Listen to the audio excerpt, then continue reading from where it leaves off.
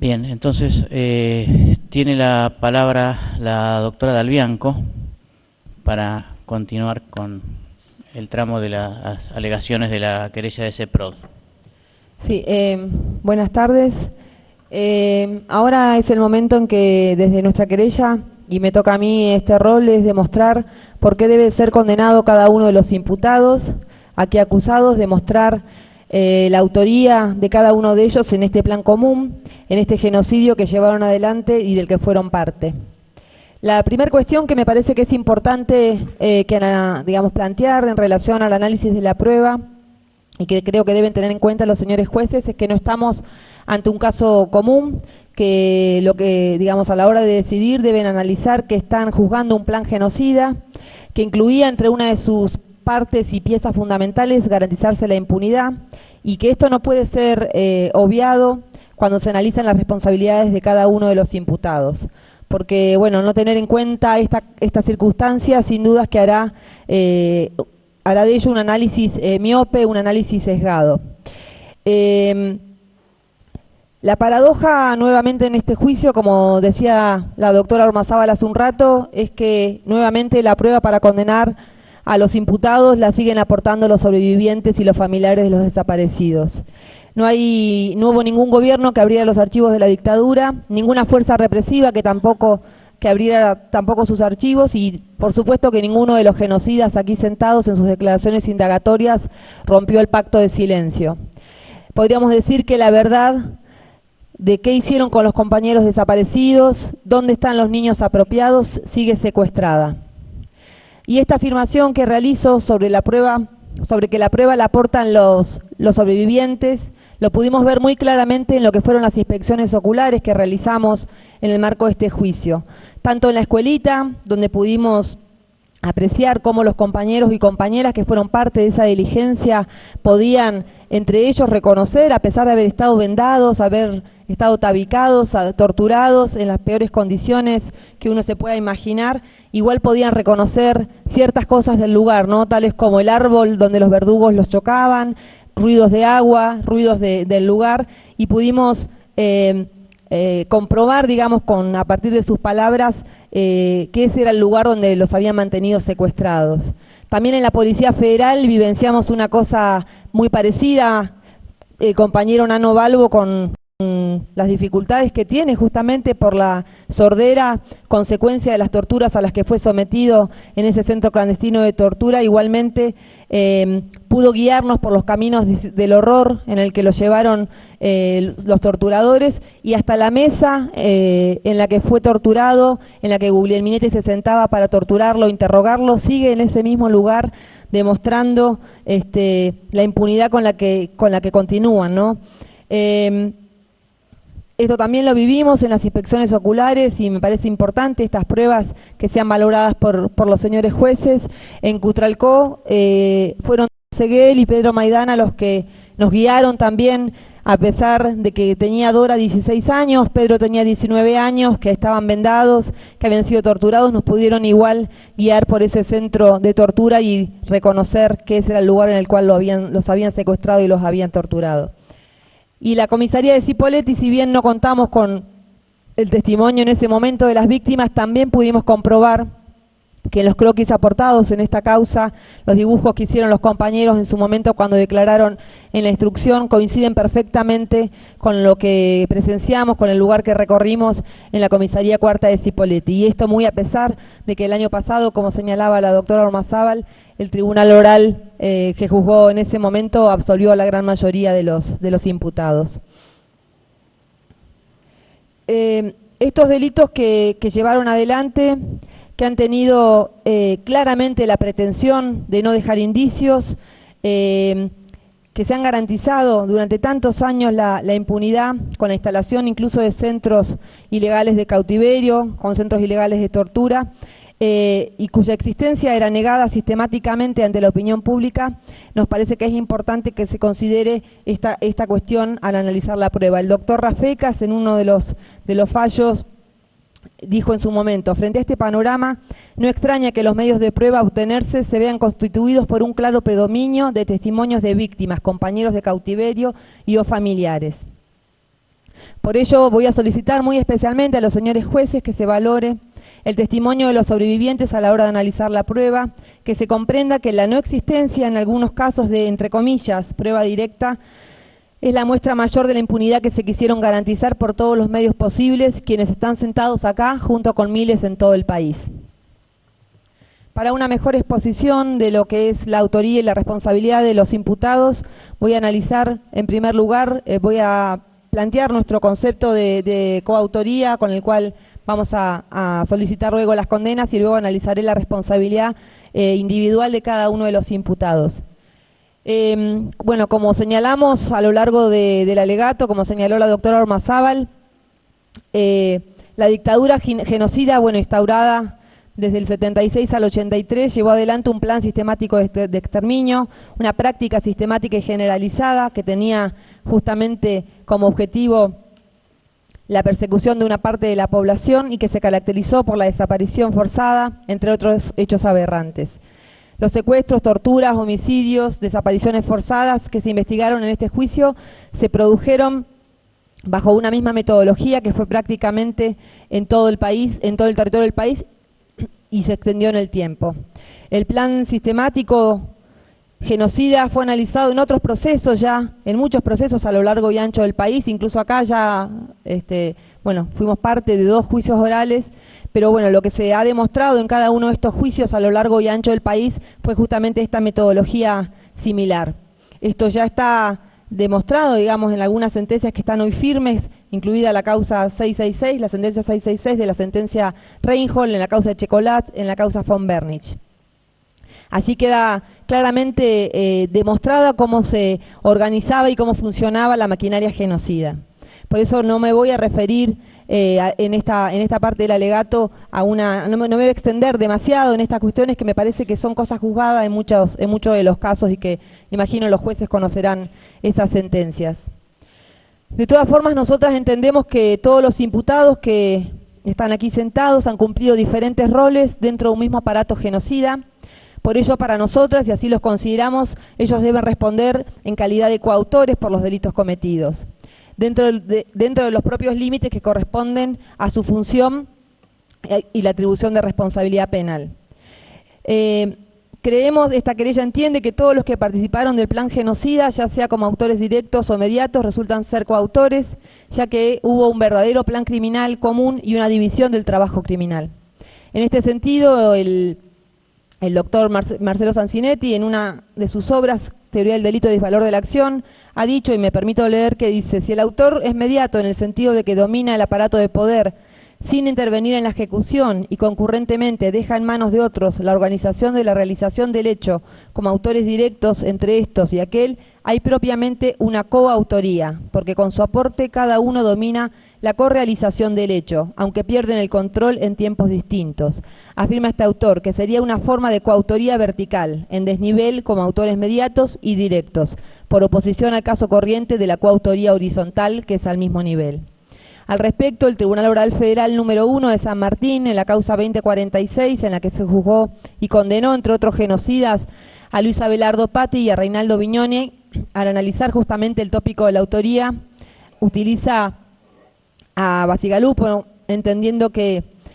dice, manifiesta la convicción de que hoy es opinión dominante que no existe un principio universal para todas las especies de delitos. Señala que los crímenes de Estado, sean los de la dictadura nacionalsocialista en Alemania, los de la dictadura latinoamericana de los años 70 y 80, los de la antigua Yugoslavia, etcétera, se caracterizan por la participación de sujetos activos que idean el plan y ordenan su ejecución, y otros sujetos activos que lo ejecutan. A partir de aquí se abre la cuestión de cómo deben ser considerados los que, sin tomar parte en la ejecución, participan en el hecho elaborando el plan y dando las órdenes para su realización. Las posibilidades dogmáticas son considerarlos autores mediatos o considerarlos coautores. La autoría mediata debe resolver la cuestión del dominio del hecho que domina otro, el instrumento, con plena responsabilidad.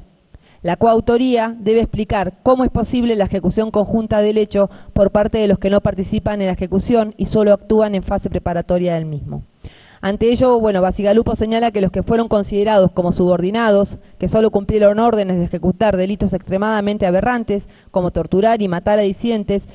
durante la dictadura argentina no eran meros instrumentos aturdidos por la propaganda del régimen, que no podían comprender lo que hacían, sino que justamente comprendían lo que hacían y lo hacían de manera voluntaria. Por eso para nosotros el concepto, digamos, que vamos a utilizar al momento de solicitar las penas, de atribuir la responsabilidad penal, es justamente este, ¿no? El concepto de entender a cada uno de los aquí imputados como coautores de un mismo plan común. En síntesis, y para no repetir lo que ya ha quedado probado tanto en la causa Reinhold como en la causa Luera, pero sí me parece que es importante brevemente explicarle al tribunal cómo nosotros entendemos que funcionaba lo que sería la estructura represiva en la subzona 52.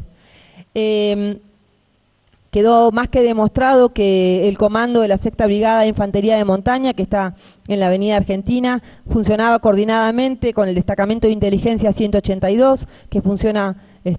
ahí nomás pegado, junto con el Batallón de Ingenieros 181, que era el lugar en el que funcionaba la escuelita y el lugar en el que hicimos la inspección ocular.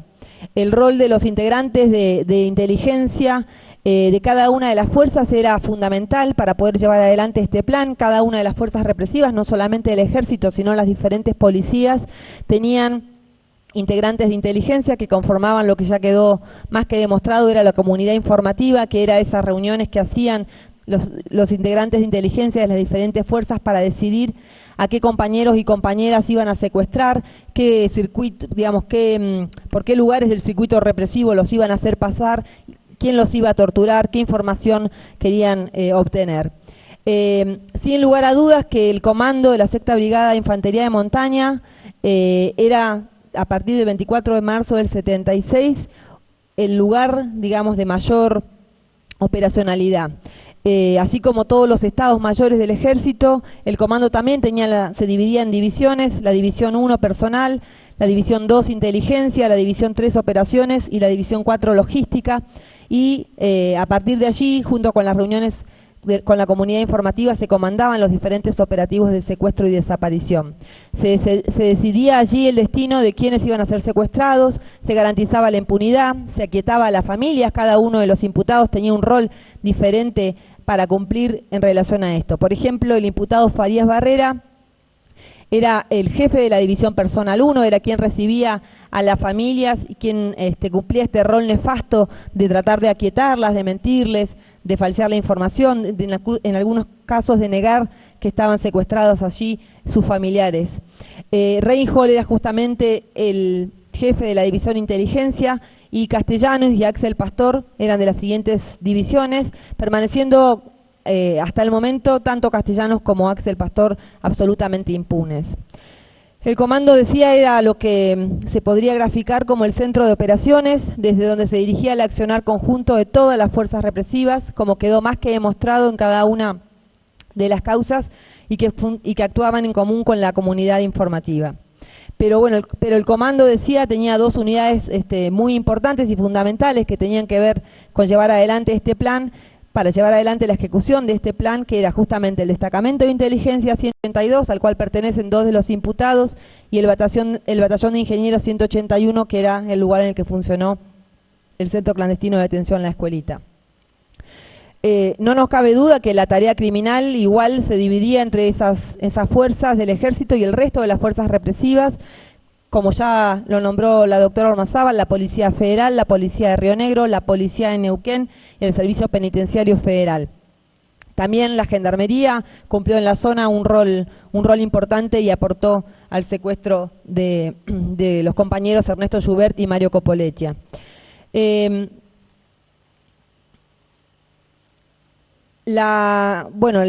relación al batallón de Ingenieros 181, pudimos comprobar con la inspección ocular que realizamos la cercanía, digamos, de lo que es el lugar donde funcionaba el centro clandestino de detención La Escuelita con el batallón propiamente dicho. Por eso, bueno, obviamente nadie con un poco de criterio o de sano juicio puede alegar que desconocía o que no sabía lo que sucedía en el batallón a tan poca distancia, cuando, bueno, sabemos que allí fueron torturados los compañeros y compañeras, y que los gritos de la tortura son gritos que se escuchan a una distancia como esa. Y asimismo incluimos en este plan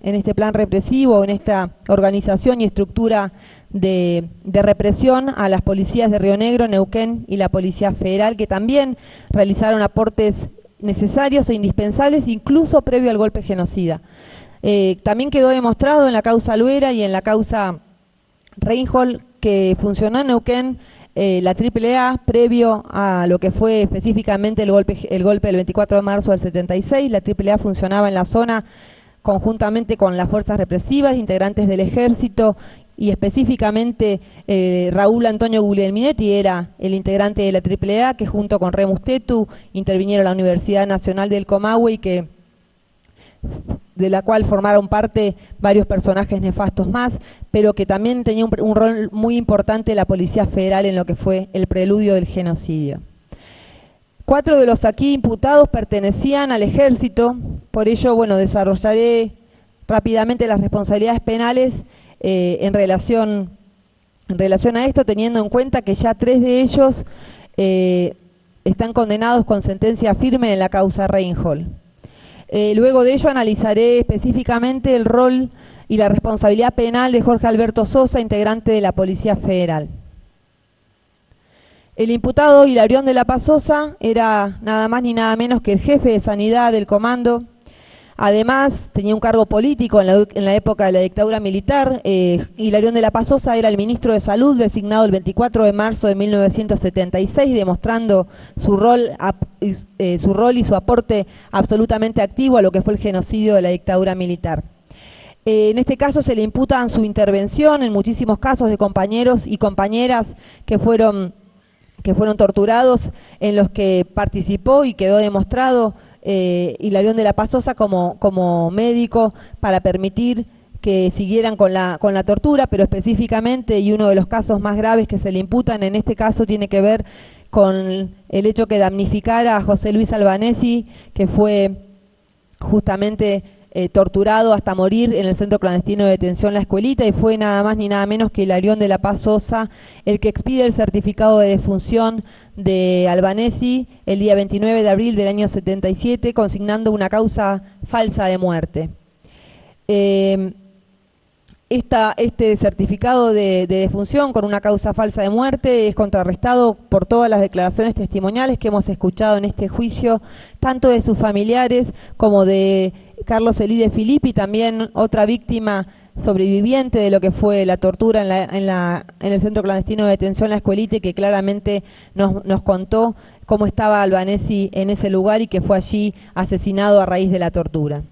Entendemos que está demostrada la participación de este médico en las sesiones de tortura y también la presencia específica en el propio comando cuando fue secuestrado Pedro Maidana en lo que se conoce como el operativo Cutralcó. Entendemos que el aporte del imputado a la maquinaria genocida indica su participación en los delitos que le enrostramos y que ha sido absolutamente demostrado. El plan genocida a nivel local y a nivel nacional incluía una participación imprescindible de los médicos. Como ayer señalaba el doctor Goñi, el rol asignado a los médicos, lejos de proteger y salvar la vida o salvaguardar la salud de la gente, lo que hacía era justamente alargar la tortura, alargar la muerte. Un rol absolutamente nefasto, solo concebible en un plan de exterminio de la magnitud que tuvo la dictadura genocida. El imputado, decía yo, era el jefe de sanidad del comando, pero su rol en el genocidio también tenía esta característica política de ser el ministro de Salud de la dictadura,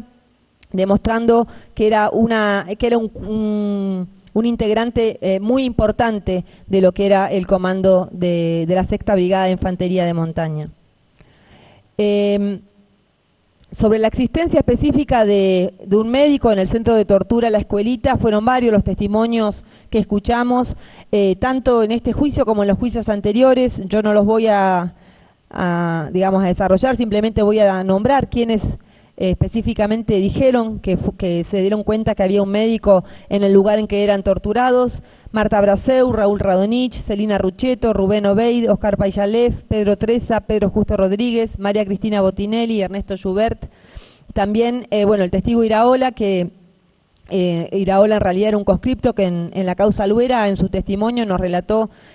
Claramente él estaba en el comando y nos contó muy bien cuando lo trajeron a Pedro Maidana absolutamente golpeado y torturado en un camión Unimog, y cómo fue Sosa el que lo atendió en ese lugar.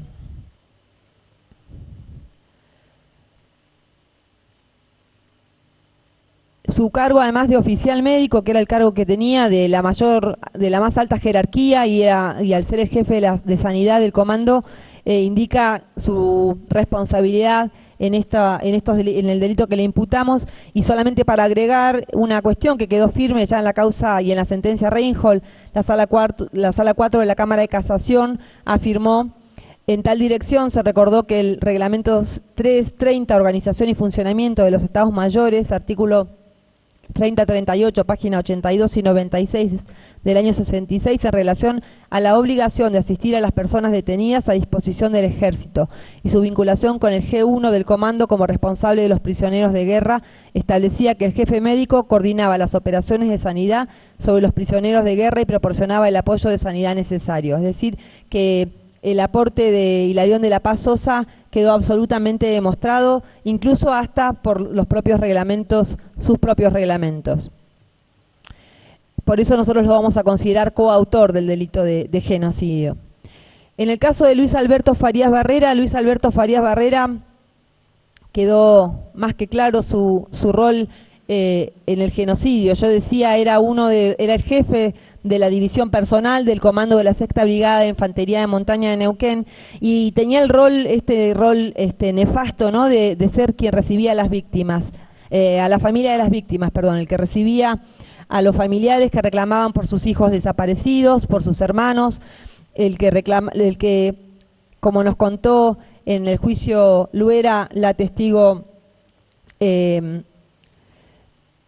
Silvia Barco de Blanco, nos contaba que Barreras era quien los recibía, y que una vez, cuando ella preguntaba por su marido, Norberto Osvaldo Blanco, le reconoció que sí, que lo tenían ellos a Norberto Osvaldo Blanco, pero que en realidad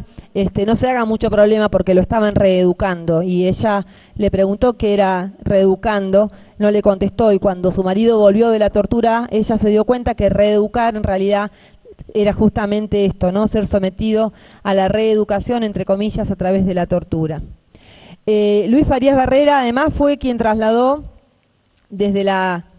cárcel de Rawson a la cárcel acá en Neuquén a Juan Isidro López, Alberto Ledesma, Pedro Justo Rodríguez y José Luis Cáceres. Esto lo relataron cada uno de ellos en sus testimonios, tanto en esta causa como en la causa Luera. También fue Farías Barrera el que trasladó a Leopoldo David Lugones en el viaje que lo trajo desde La Plata a Neuquén, evidenciando claramente que su relación no era con el personal, su relación era directa, no solamente con los familiares de las víctimas, sino específicamente con las personas que eran secuestradas. Muchos de ellos se presentaban al comando, como decía la doctora Ormazábal, y era justamente Farías Barrera o Reinhold quienes ordenaban que fueran secuestrados. Queda evidenciado para nosotros con esto y con toda con lo que ya está firme en la sentencia Reinhold, la responsabilidad de Luis Alberto Farías Barrera en el genocidio. Me voy a referir brevemente a los dos integrantes del destacamento de inteligencia que están siendo juzgados en este juicio, que son Jorge Alberto Di Pasquale y Jorge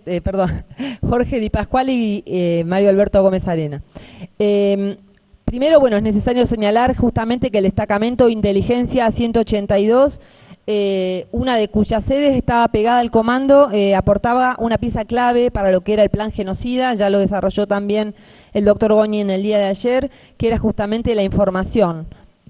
de las personas que iban a secuestrar, de los operativos que iban a realizar, y por otra parte aportaban justamente lo que se denominaba los grupos de tarea, es decir, el personal que llevaba adelante estos secuestros. Ha quedado más que demostrado que en el destacamento se recababa la información, que había un fichero. Esto quedó mostrado sobre todo en el juicio, en el primero de los juicios, el juicio Reinhold, que existía un fichero de personas enorme, que es más, sospechamos que puede ser que siga estando en ese mismo lugar, porque hay que decirlo, el destacamento de inteligencia 182 sigue cumpliendo las funciones que cumplía en la dictadura militar y sigue estando en el mismo lugar. Tal es así que el año pasado, desde parte de los organismos de derechos humanos, realizamos una denuncia que está en el Juzgado Federal de Neuquén, porque justamente a partir y a raíz de lo que es el Proyecto X, se conoció que nosotros, los organismos de derechos humanos, las Madres de Plaza de Mayo y los sindicatos de Neuquén, éramos investigados por personal de inteligencia que suponemos pertenecía y sigue perteneciendo al destacamento de inteligencia 182. Esto está en plena investigación en la justicia federal. Más allá de esta cuestión, y volviendo específicamente al rol de los dos integrantes del destacamento de inteligencia 182 que están siendo juzgados en este momento, decía que, bueno, que por un lado era fundamental la información que recababan, por eso los archivos, se generaban archivos allí de las personas a secuestrar.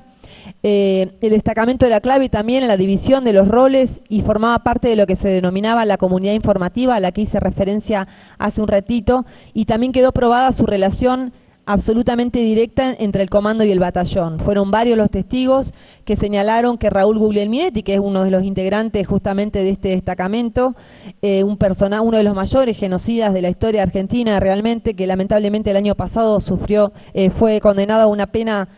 absurda de 12 años de prisión, pero Raúl Guglielminetti era, podríamos decir, el nexo entre las diferentes fuerzas represivas, tanto era del destacamento de inteligencia como de la Policía Federal.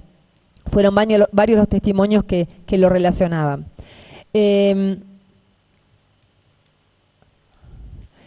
Es importante para el análisis, digamos, de la responsabilidad de los imputados y del rol del destacamento de inteligencia, tener en cuenta los testimonios de los conscriptos que realizaron allí el servicio militar en el año 76 y 77. Ellos han podido dar cuenta,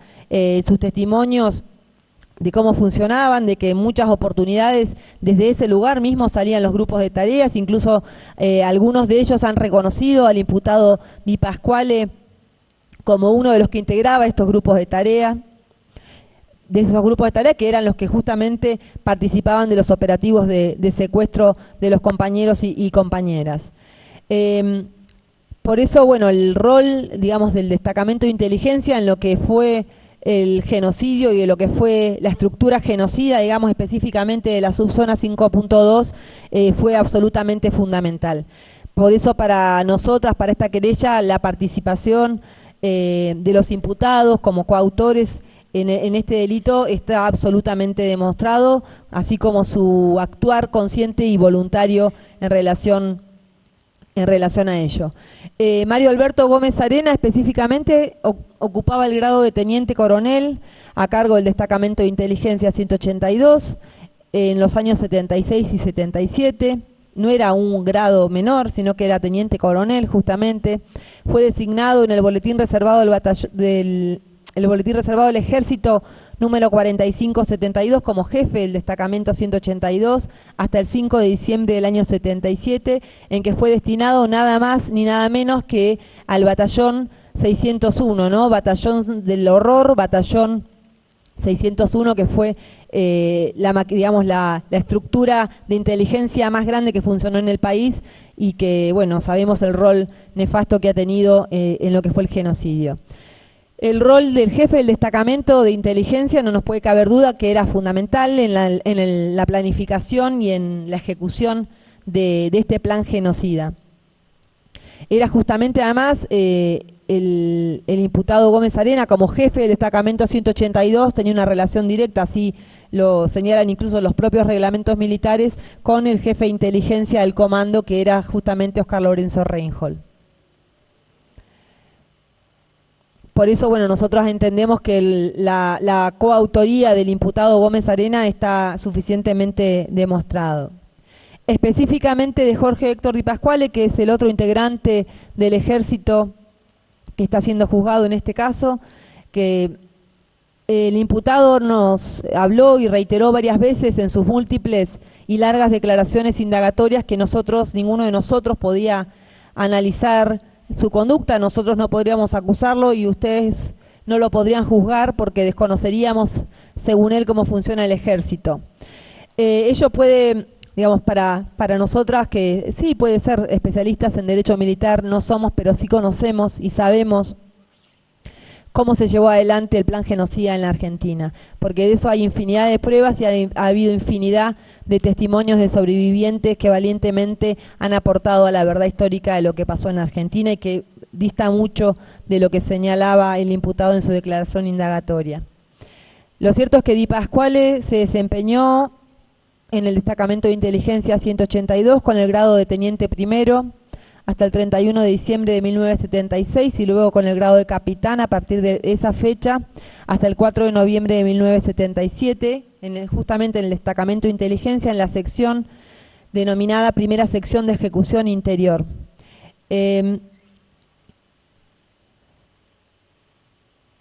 Durante el periodo justamente de mayor actividad represiva, es decir, los años 76 y 77, estaba Di Pasquale como integrante de la primera sección. Hay un testigo que es Hugo Monsalves, que era conscripto en el destacamento de inteligencia y que en la causa Albuera señaló claramente el rol que tenía Di Pasquale y que en muchas oportunidades incluso lo llegó hasta haber visto disfrazado cuando volvía de llevar adelante los operativos de secuestro de los compañeros y compañeras. Di Pasquale, como lo pudimos comprobar, es un autor consciente. Al día de hoy sigue reivindicando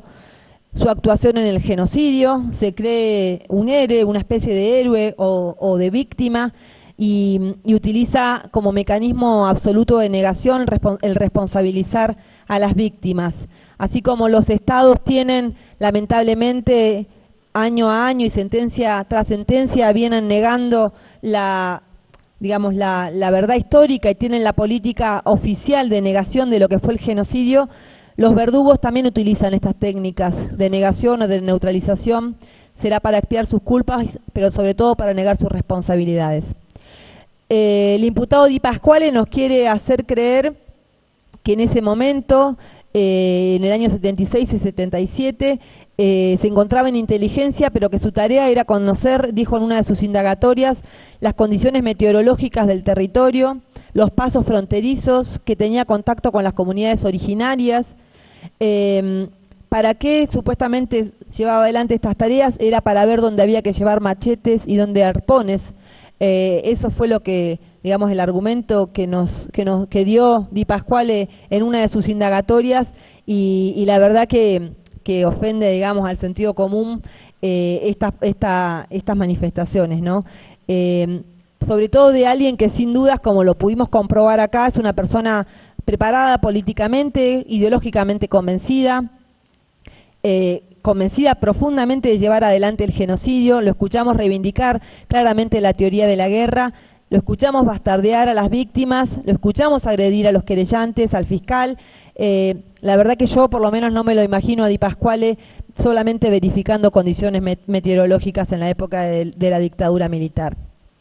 Más bien lo que demuestra la prueba que hay y que se llevó adelante en este juicio es que sin dudas Di Pasquale fue una pieza fundamental y una pieza clave de lo que fue el genocidio. Por eso también nosotros vamos a imputarle el rol de coautor, no solamente por su rol funcional clave, sino también porque lo entendemos como coautor del delito de genocidio.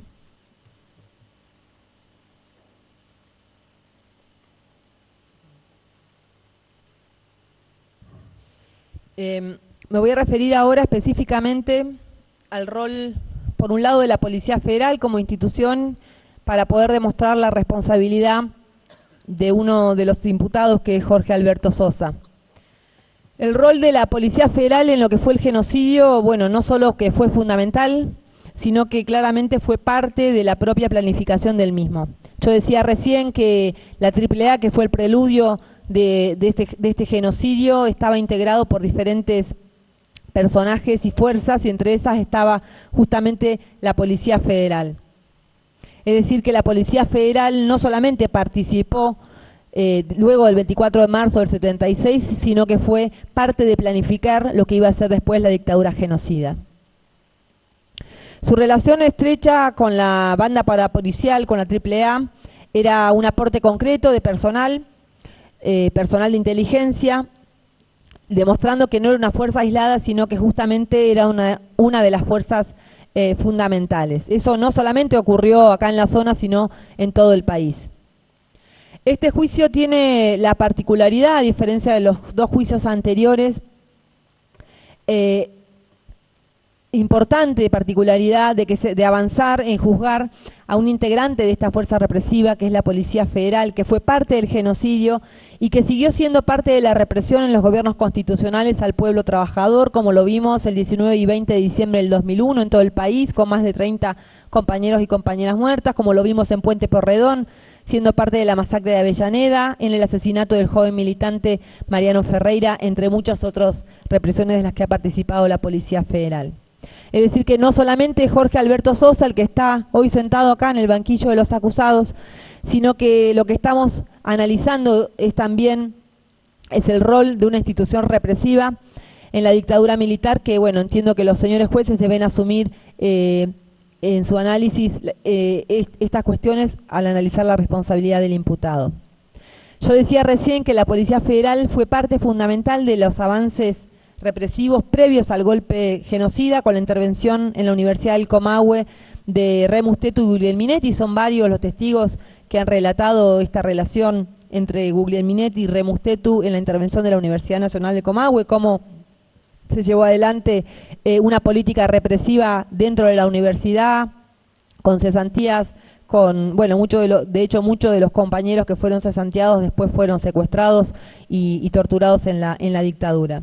Pero el aporte al plan genocida iba a ir aumentando. El mismo 24 de marzo del 76, la Policía Federal se convirtió en un verdadero centro de tortura, de secuestro y de tortura. Como relataron los sobrevivientes, fueron llevados ese mismo día, es decir, el 24 de marzo del 76, y los siguientes días a ser torturados allí. Algunos fueron mantenidos privados de libertad en ese lugar,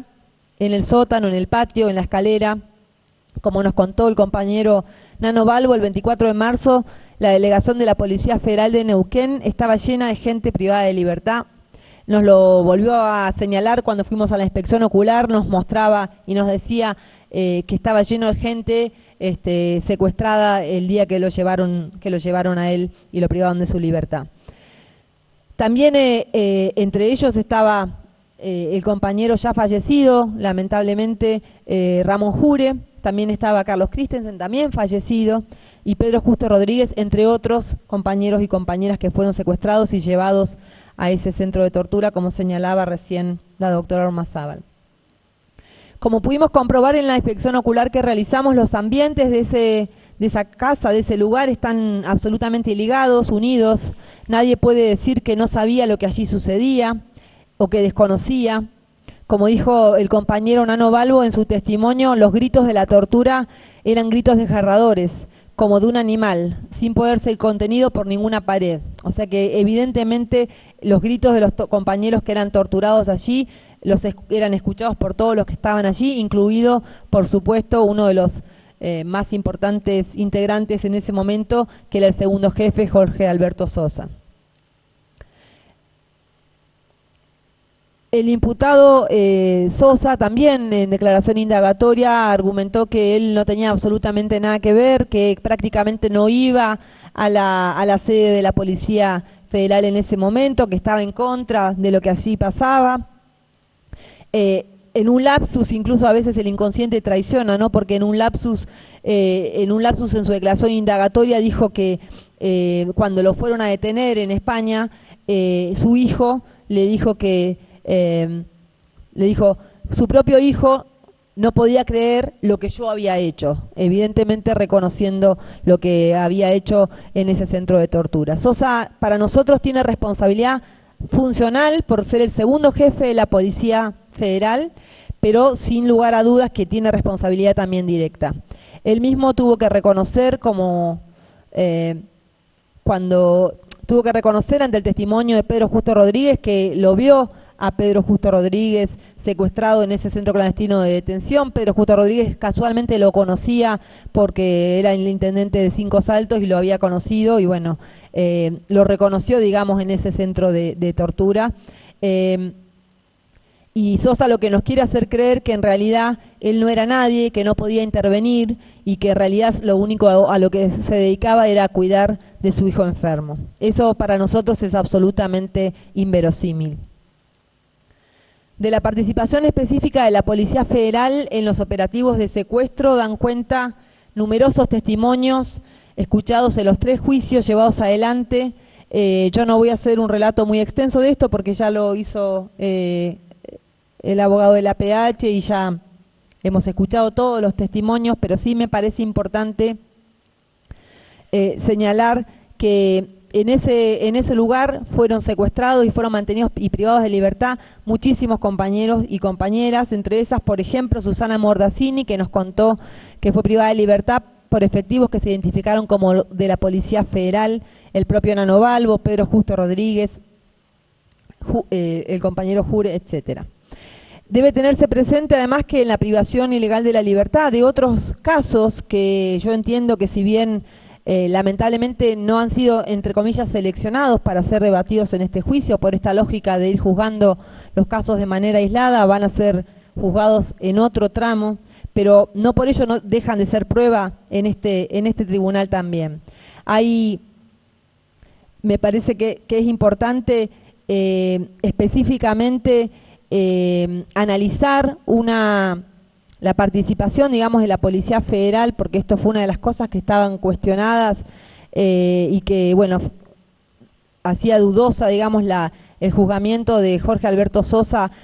por lo que fue el operativo Cutralcó. Finalmente la Cámara de Casación, en la Sala 4, a partir de un recurso interpuesto por nuestra querella, entendió que era procedente que estuviera sentado hoy en el banquillo de los acusados, justamente, y a mí me parece que es importante analizar el rol de la Policía Federal en lo que se conoció, más que como el operativo Cutralcó, que significó los secuestros realizados en Plaza Winkle y en Cutralcó el 14 y 15 de junio, me parece que es importante, como lo hace el historiador Pablo Escatiza, que muy gentilmente nos acercó su tesis doctoral que se llama La Nor-Patagonia Argentina bajo la doctrina de la seguridad nacional, y analiza específicamente cómo se llevó adelante el genocidio en la zona. Y él analiza, y a mí me parece que es una buena forma de analizarlo, y así entiendo que deben analizarlo los jueces, que en realidad lo que hubo en junio del 76, más que un operativo Cutralcó, fue un operativo contra una de las organizaciones políticas que en ese momento estaba creciendo en la zona, que era el PRT, el Partido Revolucionario de los Trabajadores. Existían en Neuquén y en Cutralcó numerosos militantes y valientes militantes de esta organización. Su militancia centralmente, como ellos lo han relatado, como lo dijo Pedro Maidana, como lo señaló Dora Seguel, consistía más que nada en un trabajo en el movimiento obrero y en el movimiento estudiantil, con la idea de la revolución. Muchas de las militantes estudiaban servicio social en la Universidad Nacional del Comahue o eran profesoras de esa carrera, de la carrera de servicio social, como Alicia Pifarré, Susana Mujica, Arlén Seguel, Elida Cifuentes, Gladys Sepúlveda, Mirta Tronelli, entre muchas otras. Varias de las cuales, vale decir, están desaparecidas al día de hoy. Y yo hago hincapié en ello, es decir, en analizar las detenciones de junio del 76 y este operativo masivo contra lo que era el PRT, porque en realidad el operativo Cutralcó no se inicia el 14 y 15 de junio, en realidad se inicia el 9 de junio con las detenciones por parte de la Policía Federal de las integrantes, digamos, del PRT en Neuquén, o de personas allegadas, entre ellas las que acabo de nombrar. Estos operativos, está demostrado en la causa, eran realizados por el Ejército, pero principalmente por la Policía Federal. Hasta el mismo Raúl Guglielminetti era parte de estos operativos de secuestros. El mismo 9 de junio del 76 fue secuestrada Alicia Figuera de Murphy junto con Alicia Pifarré por el propio Raúl Guglielminetti. El hermano de Alicia reconoció a un integrante de la Federal, que es Miguel Canclini, que va a ser juzgado en el juicio que viene, como quien fue a buscar a su hermana. También fueron secuestradas con la intervención de la Federal Alicia Villaverde, Mirta Tronelli, Elías Cifuentes, Gladys Sepúlveda, Susana Mujica, Eduardo París en Cipolletti, también por la Policía Federal. Yo decía que lamentablemente por la lógica de juzgar los casos aislados, sus casos todavía no están, algunos de ellos ni siquiera están elevados a juicio oral. Pero sí, digamos, nosotras lo tomamos como parte de un plan común, porque eso explica el rol de la Policía Federal en lo que fue luego el operativo Cutralcó. Decía que, bueno, que parto de explicar estos secuestros para que se comprenda la dimensión de ese operativo que tenía como norte destruir la militancia del PRT, una de las fuerzas más activas en estos operativos de secuestro fue justamente la Policía Federal. Y ahí sí viene entonces un momento significativo de este plan genocida y que demuestra claramente el genocidio llevado adelante, que tiene que ver con los secuestros y operativos realizados a partir del 12 de junio, cuando se secuestran a Arlén Seguel, también la Policía Federal en Cutralcó, y 14 y 15 de junio, que fue ahí sí el operativo Cutralcó, el mayor operativo conjunto de fuerzas represivas, pero que tenían el claro objetivo de secuestrar y de destruir a los militantes del Partido Revolucionario de los Trabajadores.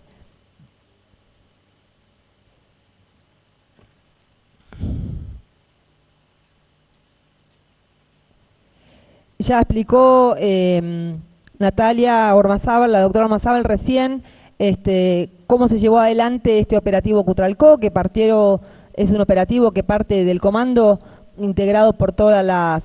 fuerzas represivas, Ejército, Policía de Neuquén, y Servicio Penitenciario Federal y Policía Federal, que salen en un Unimog y secuestran a más de 17 personas en Cutralcó y Plaza Huíncul, algunos de ellos muy jóvenes, como Dora Seguel, Pedro Maidana. Los arrancan los hermanos Méndez, los arrancan de las escuelas en las que estudiaban, los torturan a muchos de ellos en la comisaría de Cutralcó, que pudimos conocer en la inspección ocular, y algunos de ellos fueron traídos a Neuquén, trasladados en estos diferentes circuitos del terror, desde cárceles y la escuelita en Bahía Blanca, escuelita en Neuquén, como en otros casos al día de hoy permanecen desaparecidas, como las estudiantes de servicio social y como Arlén Seguel. En síntesis, estos operativos de secuestro, demuestran claramente que era un accionar conjunto de las fuerzas represivas y que los objetivos claros de los represores en estos operativos, el objetivo era sin duda y principalmente el ataque al Partido Revolucionario de los Trabajadores. Ello no quita que haya habido secuestros de otros compañeros y compañeras que tenían actividad social, barrial o política, pero que sin dudas el objetivo de ese operativo era atacar al PRT.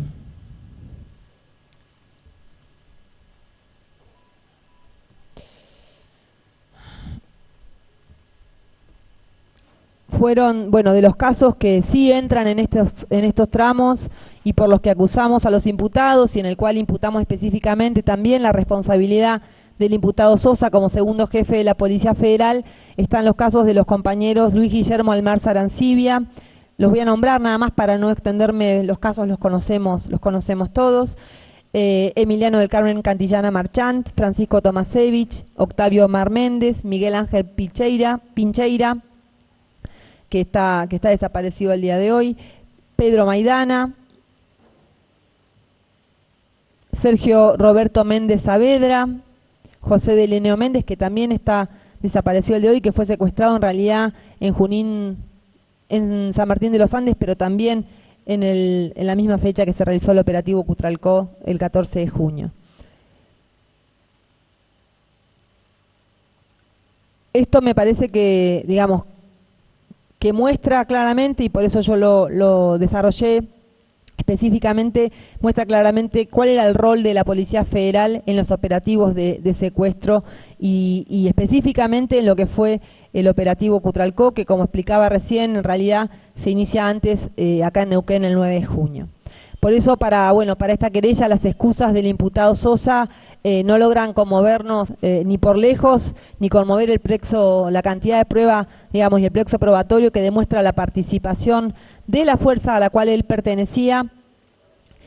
como segundo jefe de la repartición en lo que fue el genocidio. Pero además creo que hay que tener en cuenta que la Policía Federal, como yo señalaba, era un verdadero centro, funcionó como un verdadero centro de tortura,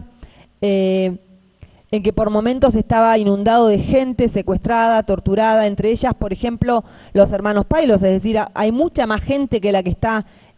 cuyos casos por ahí no están en este juicio, pero que fueron secuestradas en la misma época, como por los hermanos Pailos, que además fueron torturados en la propia Policía Federal. Está el caso, por ejemplo, de Néstor Sáez, que fue sometido a tortura china y como él contaba, hoy está también fallecido, fue atado a un poste ahí en el patio, calculo que será el patio que conocimos cuando fuimos a la inspección ocular, y fue sometido a tortura china, que es que le caiga una gota de agua en el mismo lugar durante mucho tiempo. Por eso nosotras entendemos que Sosa no puede alegar desconocer semejante nivel de estructura de horror, siendo justamente el segundo jefe de la policía. Es imposible pensar que Sosa no fuera un partícipe activo de estos hechos tremendos que relato y que trato de resumir, que estando en ese lugar, con gente torturada, con gritos de dolor, él solo se limitara a hacer algunos trámites como nos quiere hacer creer. Por todo eso, para nosotras, el imputado Jorge Alberto Sosa es coautor en todos estos hechos y es coautor también en el delito de genocidio.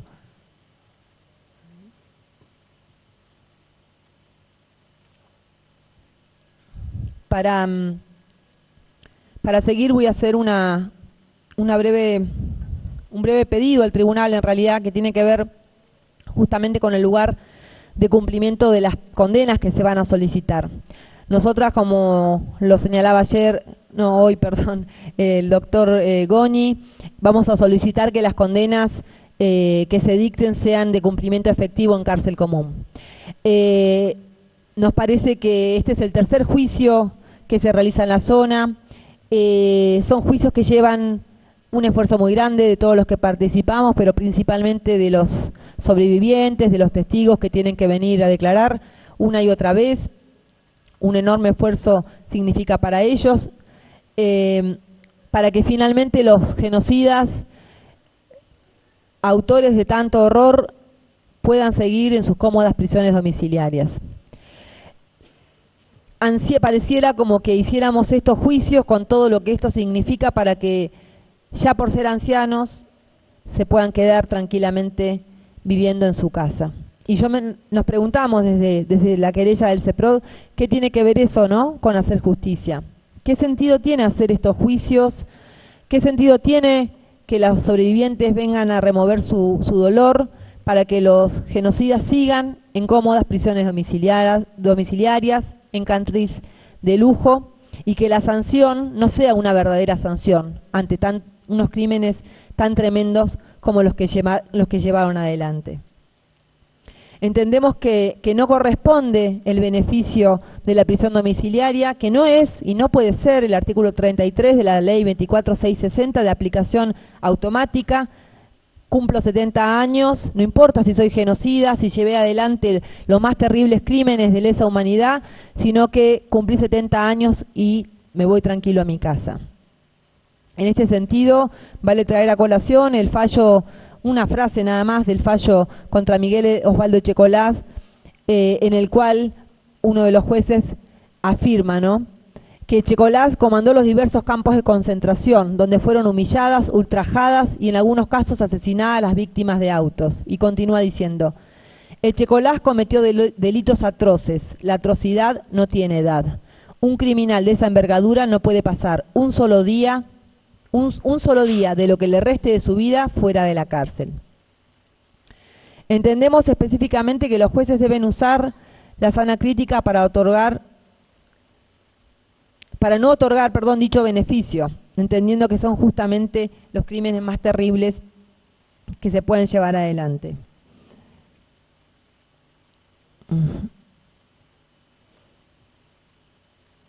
Pero además hay una cuestión que me parece que es importante y que la tenemos que decir en este punto. No solamente nos repugna que genocidas de tamaña envergadura vayan tranquilamente a su casa, sino que además constituye, digamos, una muestra más de la impunidad. Jorge Julio López está desaparecido hace ya más de 7 años. Silvia Supo, otra testigo en Santa Fe, fue asesinada, también era testigo en causas de delitos de lesa humanidad. Ha habido diferentes amenazas a lo largo y ancho del país durante todos estos años a testigos y a abogados querellantes en relación a estos juicios. Y nosotros entendemos que los genocidas estén en su casa, en prisiones domiciliarias, es un peligro para todos los que luchamos contra la represión y contra la impunidad. Y entendemos también que en este caso específico estamos juzgando la responsabilidad de 2 imputados que estuvieron prófugos, que son Di Pasquale y Sosa. Mucho menos entendemos que le correspondería en el caso, bueno, Di Pasquale cuando tenga la edad, pero Sosa en este momento seguir en prisión domiciliaria. Sabemos que igual, como nos contaron ellos mismos, no tienen las mismas condiciones que tienen los presos comunes por ponerle una palabra, pero nos contó el mismo Di Pasquale que tiene una computadora y acceso a internet en la cárcel de Marcos Paz, es decir, que están en un lugar privilegiado. Pero más allá de estos privilegios de los que siguen gozando, entendemos que por la pena que vamos a solicitar, por la magnitud de los delitos cometidos, específicamente solicitamos que en la sentencia y en la sentencia de condena se ordene que el cumplimiento de la pena sea en una cárcel común.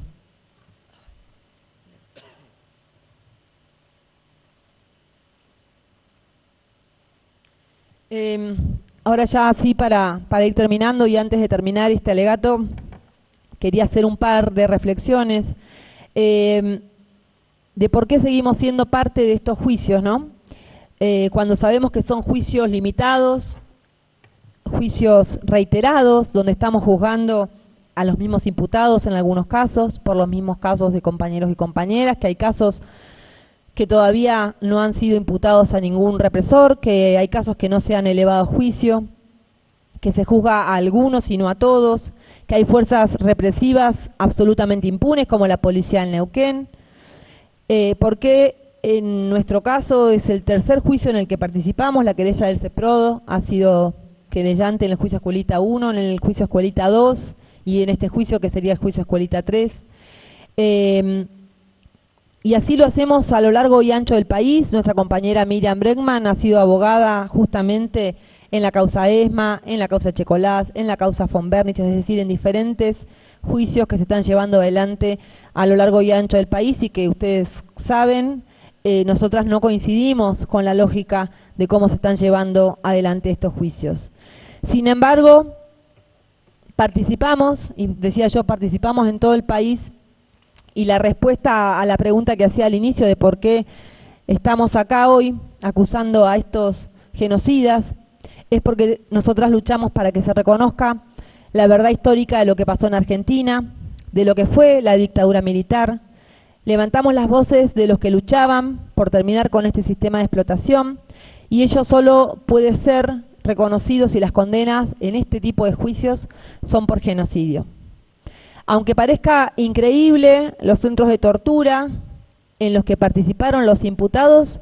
siguen al día de hoy en los mismos lugares. Salvo la escuelita que la destruyeron para garantizarse la impunidad, la Policía Federal sigue funcionando en Santiago del Estero 130, lugar en el cual fueron torturados los compañeros y compañeras. La Comisaría Cuarta de Cipolletti sigue en el mismo lugar. La Comisaría de Cutralcó también. Es decir, cada una de las comisarías y de los que funcionaron como centros de tortura y las mismas fuerzas represivas siguen impunes. Decía yo, el destacamento de inteligencia 182 sigue en el mismo lugar haciendo exactamente la misma actividad que hacía en la época de la dictadura, que era investigar a los que luchaban. Ahora nos investigan a nosotros, a las madres, a los sindicatos como Sanón, como ATEN.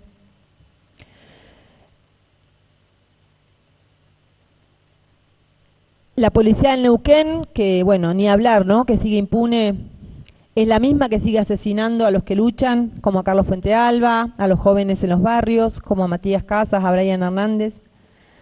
Pero nosotras entendemos que la pelea en este juicio tiene que ver no específicamente con nosotras, tiene que ver con esa generación de luchadores y de luchadoras que muchos de ellos dieron su vida para acabar con este sistema de explotación. Por eso damos la pelea en estos juicios, por eso solicitamos y explicamos que se puede condenar por el delito de genocidio. Pero para finalizar, guiadas por nuestras convicciones,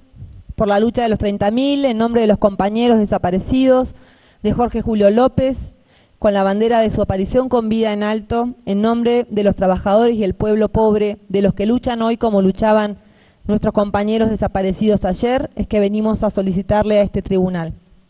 que se condene a Hilarión de la Paz Sosa por ser coautor del delito de genocidio, específicamente por los casos por los que fue acusado en el requerimiento de elevación a juicio conforme artículo 2 de la Convención para la Prevención y Sanción del Delito de Genocidio, formando parte del obrar genocida descripto por el artículo 2 de esa Convención, a la pena de prisión perpetua en cárcel común. Vamos a solicitar que se condene a Luis Alberto Farías Barrera por ser coautor del delito de genocidio, específicamente por los casos por los que fue acusado en el requerimiento de elevación a juicio conforme artículo 2 de la Convención para la Prevención y Sanción del Delito de Genocidio, formando parte del obrar genocida descripto por el artículo 2 de esa Convención, a la pena de prisión perpetua en cárcel común. Que se condene a Mario Alberto Gómez Arena por ser coautor del delito de genocidio, específicamente por los casos por los que fue acusado en el requerimiento de elevación a juicio conforme artículo 2 de la Convención para la Prevención y Sanción del Delito de Genocidio, formando parte del obrar genocida descripto por el artículo 2 de esa Convención, a la pena de prisión perpetua en cárcel común. Vamos a solicitar que se condene a Jorge Héctor Di Pasquale por ser coautor del delito de genocidio, específicamente por los casos por los que fue acusado en el requerimiento de elevación a juicio, conforme artículo 2 de la Convención para la Prevención y Sanción del Delito de Genocidio, formando parte del obrar genocida descripto por el artículo 2 de esta Convención, a la pena de prisión perpetua en cárcel común. Vamos a solicitar que se condene a Jorge Alberto Sosa por ser coautor del delito de genocidio, específicamente por los casos por los que fue acusado en el requerimiento de elevación a juicio, conforme artículo 2 de la Convención para la Prevención y Sanción del Delito de Genocidio, formando parte del obrar genocida descripto por el artículo 2 de esta Convención, a la pena de prisión perpetua en cárcel común. Vamos a solicitar que se investigue la participación de Roberto de Caso en la desaparición de Oscar Alfredo Ragni, extrayendo testimonio de las declaraciones de su madre Inés Rigo de Ragni y de su padre Oscar Ragni, y sean enviados a primera instancia. Y vamos a solicitar que se juzgue a todos los responsables del genocidio que a la fecha continúan impunes. Muchas gracias.